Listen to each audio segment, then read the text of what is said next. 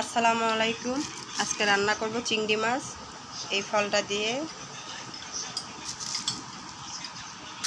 এখন আমি এখানে হলুদ মরিচ সব মশলা মিক্স করে নিয়েছি, লবণ, এটা ভালো করে কষিয়ে নেব।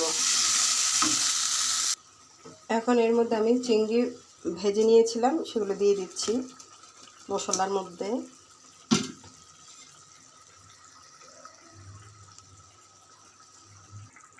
এখন আমি চিংড়ির মধ্যে দিয়ে দিব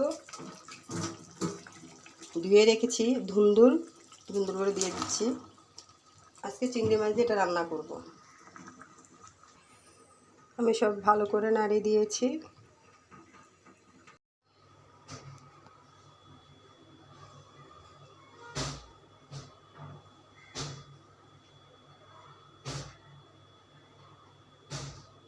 আসলে দুন্দুলগুলো চিংড়িগুলো দেখা যাচ্ছে না, কারণ আমি চামড়া ফেলে দিয়ে ভাজি করছি, এই জন্য চিংড়িগুলো ডুবে গেছে।